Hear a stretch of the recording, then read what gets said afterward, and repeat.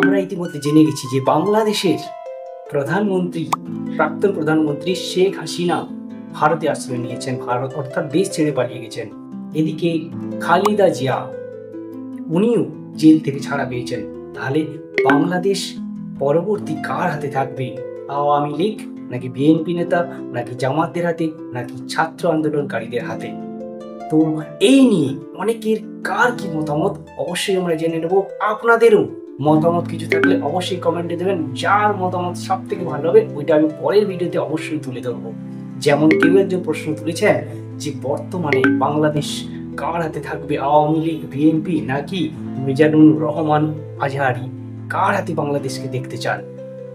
পরবর্তী কমেন্টে আসছি।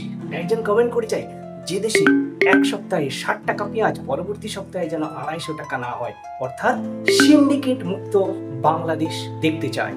আবার একজন বলছেন যে বিএনপি আওয়ামী কার উপর ভরসা নেই, একমাত্র সমন্বয়কের উপর ছাত্র জনতার সম্পূর্ণ ভরসা আছে।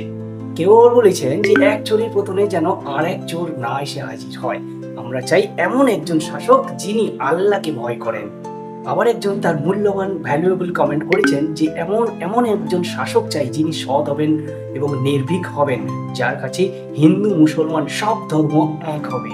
কেউ তো আবার বলেই ফেলেছেন যে সংবিধানের সংস্কারের প্রয়োজন, যেখানে দুবারের বেশি কেউ প্রধানমন্ত্রী হতে পারবে না, দুবারের বেশি কেউ এমপি হতে পারবে না, এবং কেউ অনার্স পাস ছাড়া কেউ কিন্তু রাজনীতিতে দাঁড়াতে পারবে না। তো আপনার কোন কমেন্টটি ভালো লেগেছে অবশ্যই উল্লেখ করবেন, সাথে আপনার মূল্যবান কমেন্ট দেবেন। ততক্ষণে ধন্যবাদ, থ্যাংক ইউ।